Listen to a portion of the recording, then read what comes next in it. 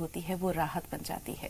تو آج ہم مجاز صاحب سے جانیں گے کہ یہ جو وقتی دل لگی ہے، وقتی تفریح ہے اور سوشل میڈیا کے ذریعے پروان چڑھتا جو عشق ہے یا جو محبت ہے، یہ نوخیز ذہنوں کو کس طرح بے راہروی کی ڈگر پر لے جا رہا ہے اور کس طرح ہماری نوجوان نسل کو تباہ کر رہا ہے.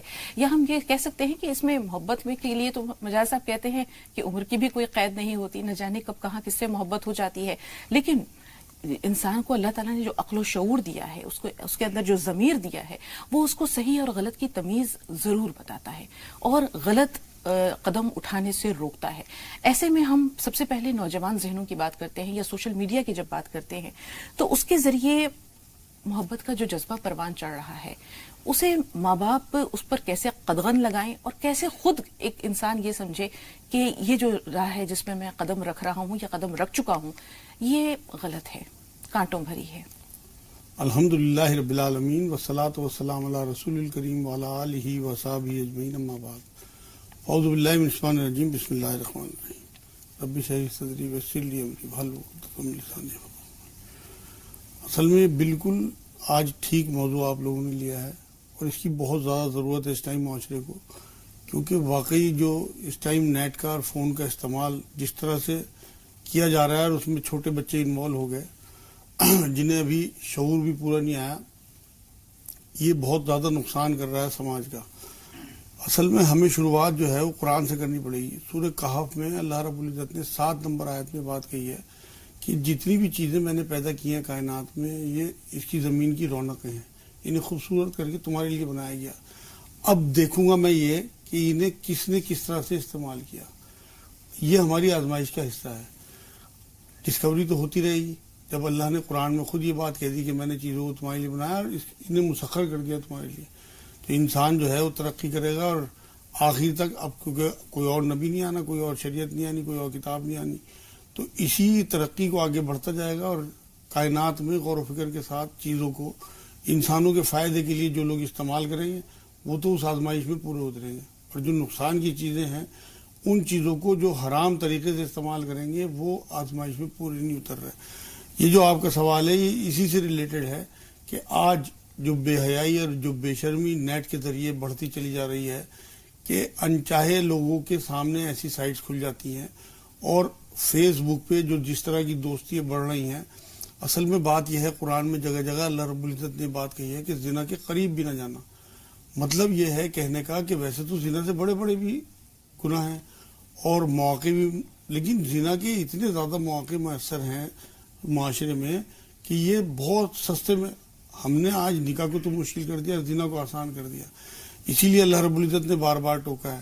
اور یہ وہ ساری چیزیں ہیں جو ہم نیٹ پہ دوستیاں دیکھتے ہیں. میرے پاس لگ بھگ روز کیس آتے ہیں اس طرح کے کہ بچیاں پہلے اس طرف اٹریکٹ ہو جاتی ہیں، کیونکہ اللہ رب العزت نے آزمائش کے حصے میں یہ بات بھی رکھی ہے کہ عورت اور مرد کے لیے ایک دوسرے میں اٹریکشن رکھا ہے. تو بچیاں اس طرف مائل ہوتی ہیں یا لڑکے بھی، ہمیں تو دونوں کی پرواہ کرنی ہے، اور اس کے بعد پھر وہ پھنس جاتے ہیں، ان کا نکلنا مشکل ہو جاتا ہے. تو اس وجہ سے مانیٹرنگ ضروری ہے آج بچوں کی. اگر انہیں نیٹ پہ کوئی چیزیں سرچ بھی کرنی ہے اسکول کی دی ہوئی یا کوئی اور ان کی ضرورت ہے، کیونکہ دجالیت کا زمانہ ہے، آپ نیٹ کو ختم نہیں کر سکتے لیکن اسے آپ پاک کر سکتے ہیں. آپ بچوں کی مانیٹرنگ کر سکتے ہیں کہ جب انہیں اسکول کا کوئی کام کرنا ہو یا جب انہیں کوئی آپ لیپ ٹاپ دیں، آپ انہیں موبائل دیں نہ اور انہیں یہ کہیں کہ آپ نے لابی میں بیٹھ کے کرنا ہے اور آپ اپنا ٹائم ان کے ساتھ سرو کریں. اس سے پھر وہ اس طرح جو بے چاہی دوستیاں ہیں یا الٹے سیدھے انہیں کمنٹس مل جاتے ہیں اور پھر وہ اس طرح مائل ہو جاتے ہیں. اس سے ہمارے بچے محفوظ رہیں گے. یہاں ایک سوال ہے مجاز صاحب، والدین نگرانی بھی کرتے ہیں، سرپرستی بھی کرتے ہیں، لیکن کہیں چوک ہوئی اور شیطان اپنا کام کر جاتا ہے.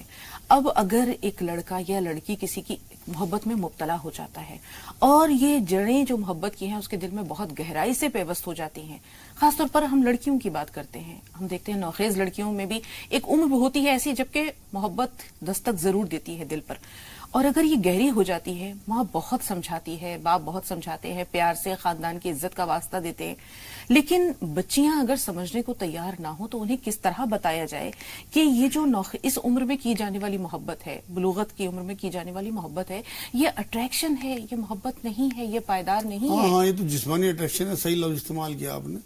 اصل میں بات یہ ہے نا کہ سب سے پہلے تو ہمیں شروعات بچپن سے کرنی پڑے گی بچے. حضور نے فرمایا 7 سال کے بچے کو نماز کی ترغیب کرو. مطلب ہمیں ایک عمر دے دی کہ یہاں سے آپ نے تربیت شروع کرنی ہے بچوں کی.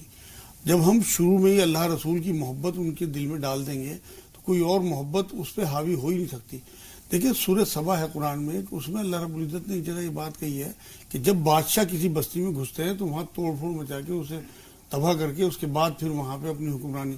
ایسے ہی اللہ ہے, اگر آپ کے دل میں جو گندگی ہے, جو بے چینی ہے, جو پریشانی ہے, اللہ پہلے انہیں صاف کر کے پھر اس میں بستا ہے.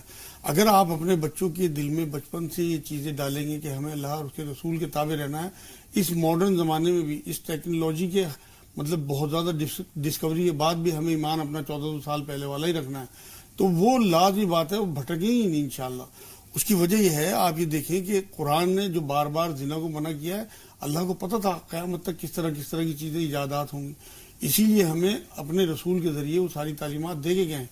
حضور صلی اللہ علیہ وسلم ایک بار یہ بات فرما کے گئے ہیں کہ جو مجھے 2 چیزوں کی ضمانت دے میں اسے جنت کی ضمانت دیتا ہوں, ایک دو جو دبڑوں کے بیچ میں اور 2 زانوں کے بیچ میں. آپ یہ دیکھیں کہ نیٹ اور فون کے فری ہونے سے اس ملک میں خاص طور سے اتنی زیادہ بے حیائی اور بے شرمی اور ٹائم کا ضائع ہو رہا ہے کہ تصور نہیں کر سکتے لوگ. عورتیں جو ہیں وہ ٹیلی فون پہ لگی رہتی ہیں, مرد بھی. پہلے تو عورتوں کا شیوا تھا کہ غیبتیں کرتی تھی, اب تو مردوں کو بھی میں دیکھتا ہوں کہ گھنٹوں صرف اس وجہ سے کہ فون فری ہے, غیبتیں ہو رہی ہیں, تو زبان کا غلط استعمال ہو گیا. اور آنکھوں کا استعمال جو ہے وہ نیٹ پہ چیزیں الٹی سیدھی دیکھنا. ایک جملہ میں آج کہہ دوں ناظرین کے لیے, اپنے بچوں کو اور اپنے آپ کو اس جملے کے تحت باندھ لیں کہ سطر کے بہکنے کی شروعات جو ہے وہ نظر سے ہوتی ہے, تو اپنی نظروں کی پاکی, ان کی احتیاط ہمارے لیے بہت ضروری ہے.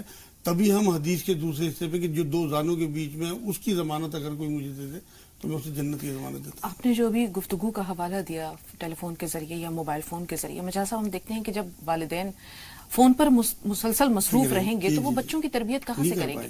ابھی آپ نے جن چیزوں کے بارے میں بتایا کہ بچوں کو صحیح اور غلط کے بارے میں بتاؤ, حلال اور حرام کے بارے میں بتاؤ, اگر ہم اپنی زندگی پر نظر ڈالیں تو ہمارے والدین بہت سی چیزیں کھل کر نہیں بتاتے تھے, وہ در پردہ اشاروں کے نایوں میں بہت سی نصیحتیں ایسی کرتے تھے جنہیں ہم نے آج بھی مضبوطی سے تھام رکھا ہے, اور یہی وجہ ہے کہ ہمارے قدم نہ کبھی بہکے ہیں اور نہ انشاءاللہ کبھی بہکیں گے, بڑی مضبوطی سے جڑے ہوئے ہیں حقیقت کی سرزمین سے, اپنی تہذیب اور اپنی روایات اسلامی تعلیمات کی سرزمین سے. آج کے دور میں والدین اور بچوں کا رشتہ کمزور ہو گیا ہے. اب اگر وہ بچوں کو کچھ سمجھانا چاہیں تو انہیں حیا آڑے آتی ہے, بہت سی چیزیں وہ والدین بچوں کو کھل کر نہیں بتاتے. لیکن اب اوپن ہونا کتنا ضروری ہے, اور اگر وہ کھل کر بتانا بھی چاہیں تو وہ کس حد تک جا سکتے ہیں؟ اصل میں بات یہ ہے نا, دین جو ہے نا ہمارا دین اسلام یہ فطرتی دین ہے. مطلب حضور نے فرمایا میں دین حنیفی لے کے آیا ہوں, آسان دین. جیسے پانی ہوتا ہے کہ جیسے جیسے موڑ آتے جاتے ہیں مڑتا چلا جاتا ہے, ایسے دین کا معاملہ ہے کہ حالات اور ماحول اور زمانے کے حساب سے مڑتا چلا جاتا ہے. یہ جو زمانہ چل رہا ہے اس میں آپ کو فرینڈشپ کرنی ہی پڑے گی اپنے بچوں سے.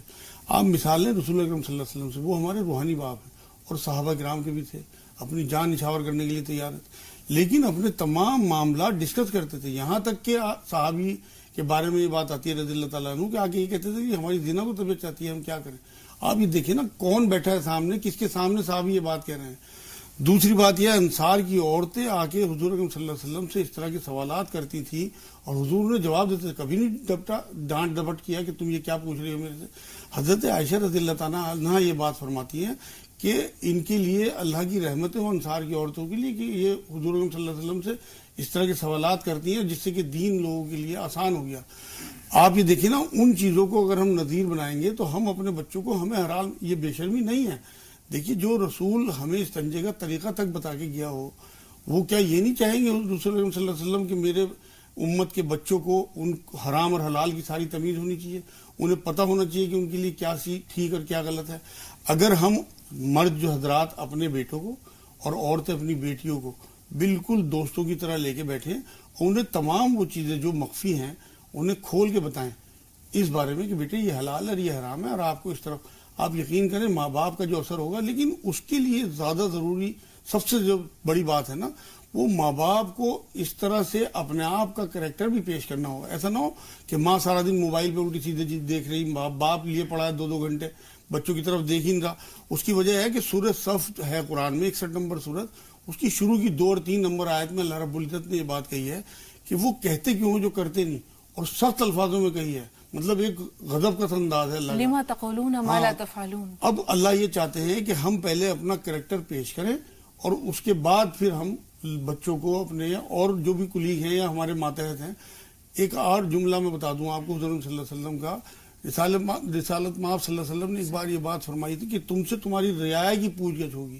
رعایا سے مطلب جو تمہارے ماتحت لوگ ہیں. یہ حدیث ہے مجاز صاحب، جی کلکم راع وکلکم مسئول عن رعیتہ، تم میں سے ہر شخص نگہبان ہے. اس میں بچے بھی آتے ہیں، آپ کے ملازمین بھی آتے ہیں، اور آپ کے چھوٹے بہن بھائی، آپ کی بیوی، سب کی پوچھ گچھ ہوگی کہ آپ نے. اب جو آپ کا سوال تھا کہ یہ بچوں کو کس طرح بچایا جائے، اگر آپ نے بچپن سے بچوں کی تربیت کی ہے اور آپ شروع سے لے کے چلے ہیں کہ یہ کس طرح سے بچتے رہیں، اور آپ کی نیت بھی اور آپ کی حرکت بھی دونوں اللہ تک پہنچ رہی ہیں، اس کے باوجود اگر کسی کی قسمت میں بدبختی لکھتی ہے، بربادی لکھی ہے، تو آپ ذمہ دار نہیں ہیں، آپ سے کوئی سوال نہیں. یہاں ایک سوال اور ہے مجاز صاحب کہ یہ جو ٹین ایج ہوتی ہے 11 سال سے شروع ہوتی ہے 19-20 سال تک رہتی ہے، اس عمر میں والدین کی نصیحتیں، ان کی باتیں بڑی کڑوی لگتی ہیں کیونکہ وہ سچائی پر مبنی ہوتی ہیں. دل جو ہے بہت سرکش ہے، دل کے تقاضے کچھ اور ہوتے ہیں، والدین کی نصیحتیں کچھ اور ہوتی ہیں. ایسے میں وہ نصیحتیں اس وقت بڑی کڑوی لگتی ہیں، والدین کو بھی کافی مشقت اٹھانی پڑتی ہے بچوں کو سمجھانے میں، بجھانے میں. ایک ہی بات کو نہ جانے کس کس روپ میں، کس کس زاویے میں 10-10 بار کہنا پڑتا ہے. اب ہم اگر یہ دیکھیں کہ والدین ایک دوستانہ رشتہ بنا لیں، باپ اپنے بیٹے کے ساتھ، ماں اپنی بیٹی کے ساتھ، وہ دوست بن جائے، یہ سہیلی بن جائے، باتوں ہی باتوں میں، اشاروں ہی اشاروں میں، کسی مثال کے ذریعے، کسی قصے کہانی کے ذریعے جو بات اگر ذہن میں اتاری جاتی ہے مجاز صاحب، تو ہم دیکھتے ہیں کہ اس کا نقش بھی دیر پا ہوتا ہے، اس کا تاثر، جو اس کا اثر ہے، اثر پذیری وہ بھی زیادہ ہوتی ہے. تو یہ جو دوستانہ رشتہ ہے یہ سوشل میڈیا کی نظر ہو گیا ہے، اور وہ وقت نہیں مل پاتا دونوں کو کہ یہ ایک رشتہ ڈیولپ ہو سکے. تو دوستانہ رشتہ استوار کرنا یا بنانا دونوں کے درمیان کتنا ضروری ہے؟ یہ بہت ضروری ہے. اصل میں یہی تربیت ہے. پہلے ماں باپ یہی کرتے تھے، انہیں علم بھی ہوتا تھا اور وہ بچوں کو سکھاتے بھی تھے. جب ہم اپنے بچے کی تربیت 7 سال سے شروع کریں گے تو 11 سال تک آتے آتے ہماری جو اس کے لیے خواہشات ہیں یا جو ہماری نیتیں ہیں وہ اس تک پہنچ جائیں گی. کیونکہ بچہ آبزرو کرتا ہے اپنے ماں باپ کی حرکتوں کو. خالی سنانے سے کچھ نہیں ہوگا، دکھانے سے بھی کچھ ہوگا. وہ مائیں یاد کرو نا آپ، حضرت فاطمہ رضی اللہ تعالیٰ عنہا ہوں یا بعد کی اور بزرگ عورتیں ہوں کہ جو دودھ پلا رہی ہیں بچوں کو اور قرآن پڑھتی جا رہی ہیں، تو آپ دیکھو نا کس طرح سے تربیت بچپن سے ماں کی گود سے شروع ہوتی ہے تربیت. 11 سال کی عمر سے اگر آپ تربیت شروع کرو گے تو آپ حضور صلی اللہ علیہ وسلم کی سنت پہ نہیں ہو. 7 سال کی عمر سے، جس سے کہ انہیں پتہ لگے کہ ان سے بڑا خیر خواہی ہمارے لیے کوئی نہیں چاہتا. حضور صلی اللہ علیہ وسلم جب اپنے صحابہ کو سمجھاتے تھے تو ان کے دل میں بات تھی کہ ہمارے خیر خواہ ہیں. جب بچہ یہ سمجھے گا کہ ہمارے ماں باپ ہمارے خیر خواہ ہیں. آج تو میں دیکھتا ہوں گھروں میں اپنے رشتہ داروں کے کہ جو بچی اپنے سر سے دوپٹہ نہیں اتارتی تھی بڑوں کے سامنے، وہ اپنے ماں باپ کے ساتھ بیٹھے ہوئے گندے ڈرامے، گندی فلمیں دیکھتے ہیں، اور ٹی وی پورے گھر میں چلا ہوتا ہے اور وہاں فوش اور گندی چیزیں. تو کہاں اثر ہو جائے گا ان باتوں کا؟ اور جب وہ اپنے ماں باپ کو یہ دیکھیں گے کہ یہ اس میں انٹرٹینمنٹ کر رہے ہیں ان چیزوں میں، تو لازمی بات ہے وہ اسی طرف آگے بڑھیں. اب جو معاملہ آپ بتا رہی ہیں کہ ان سے دوستی کس طرح ہو، اس کے لیے ہمیں اپنے وجود کو پاک کرنا ہوگا، توبہ کر کے اللہ سے، اور پھر اللہ سے دعا کر کے. اصل میں ہمارا جو معاملہ ہے نا، ہم جب بہت آگے بڑھ جاتا ہے معاملہ، پھر ہم کنٹرول کی کوشش کرتے ہیں، وہ کنٹرول نہیں ہو پاتا. اگر اس طرح کی غلطی ہو جائیں اور اس کے بعد پھر ہم کنٹرول کرنا چاہیں تو اس کا بہترین طریقہ یہ ہے کہ آپ اللہ سے مدد چاہیں. قرآن کہتا ہے صبر اور صلات سے میری مدد چاہو. ہم اپنی رینج پہ نظر رکھتے ہیں، ہمیں اللہ کی ارینج پہ نظر رکھنی ہے کہ وہ کیا کیا کر سکتا ہے. 2 نفل پڑھ کے اللہ کے آگے ایڈمٹ کر کے کہ واقعی ہم سے غلطی ہوئی ہے، اور اس کے بعد اپنے بچوں کو سدھارنے کی بات اللہ سے بھی کریں اور اپنی کوشش کریں. آپ یقین کریں آج بھی ہیلپ آئے گی اور آپ کے بچوں کو وہ چیزیں مل جائیں گی. لیکن پہلے آپ کو سدھرنا ہوگا، آپ کو اپنی گندگی صاف کرنی ہوگی، تب آپ کے بچوں پہ آپ کی باتوں کا اثر ہوگا. مجاز صاحب، ہم دیکھتے ہیں کہ نگرانی کا ایک بہت اہم ذریعہ آج کل CCTV کیمراز ہیں. جس جگہ پر اس طرح کے کیمرے ہوتے ہیں انسان سوچ بھی نہیں سکتا ہے کہ وہاں کوئی غلطی کرے، کوئی گناہ کرے، کوئی جرم کا ارتکاب کرے. CCTV کیمرہ کی جو اگر ایک ہم یہ صورت دیکھیں کہ دل میں خوف خدا ہو، یہ احساس ہو کہ ہم ہر وقت اللہ کی نظر میں ہیں. سب سے اہم اور سب سے بڑا، سب سے وسیع رینج کا اگر کوئی کیمرہ ہے تو وہ یہ ہے جو کہ کہیں بھی انسان اللہ کی نظروں سے غافل نہیں ہے. تو ایسے میں اس کے قدم کبھی ڈگمگائیں گے نہیں، اس سے کوئی بھول، کوئی لغزش، اس کا خیال بھی نہیں آئے گا. تو دل میں بچپن سے ہی بچوں کے یہ احساس کیا ہم اللہ کی نظر میں ہے؟ ہمارا ہر عمل اس کی نگاہ میں ہے، اچھا کریں گے تو بھی، برا کریں گے تو بھی. یہ انسان کو بہت سارے گناہوں سے بچا لیتا ہے، بہت ساری غلطیوں، بہت سارے جرم کے ارتکاب سے روک لیتا ہے. تو یہ بیج کیسے بویا جائے کہ تم ہر وقت اللہ کی نظر میں ہو؟ ہاں تو وہ تو بچپن سے ہی ان کو تربیت دی جائے گی، اور اس کے بعد پھر مانیٹرنگ ہوگی کہ جو ہم انہیں تربیت دے رہے ہیں یہ اس پہ کتنا عمل کر رہے ہیں. مطلب بچوں کی طرف سے آپ اب جو غفلت ہے نا اس ٹائم کہ موبائل، اسمارٹ موبائل بچوں کے ہاتھ میں دے دیے، نیٹ کی کھلی چھوٹ دے دی گئی، صرف یہ سمجھ کے کہ یہ فری ہے. اصل میں فری یہ معاملہ نہیں ہے، یہ تو داؤں پہ لگانے والی بات ہے اپنے بچوں کی زندگی. دیکھیے نا کتنی کم عمر میں بچے سب کچھ جاننے لگے، سب کچھ دیکھنے لگے. نیٹ سے، واٹس ایپ سے اتنی زیادہ سختی آ گئی دلوں میں، اتنا تشدد، اتنی مارکاٹ بچے دیکھ کے کہ ان کے اندر وہ نرمی ختم ہو گئی. رسالت مآب صلی اللہ علیہ وسلم کیا کہہ کے گئے ہیں، جس کے اندر سے نرمی نکال لی گئی اسے کل خیر سے محروم کر دیا گیا. آج میں دیکھتا ہوں کہ حرمین شریفین کی اس طرح کی تصویریں، اس طرح کی چیزیں ہمارے سامنے آتی ہیں، وہ تقدس اور وہ تجسس ختم ہی ہو گیا بالکل. ورنہ جو لوگوں کے دل میں پہلے تڑپ اور وہ تھی کہ ہم کسی طرح سے وہاں پہنچ جائیں، محنت کر کر کے ساری عمر پیسے جمع کرتے تھے، وہ بات ہی نہیں رہی اب. صرف اسی نیٹ کے غلط استعمال کی وجہ سے جو آپ بات کہہ رہی ہیں اس کا تو اتنا بڑا نقصان بچے اور بچیوں کو ہوا ہے کم عمر میں سب چیزیں دیکھنے کی وجہ سے کہ ان کے جو ہارمونز ہیں وہ چینج ہو گئے، بہت جلدی یہ میجر ہو جاتے ہیں.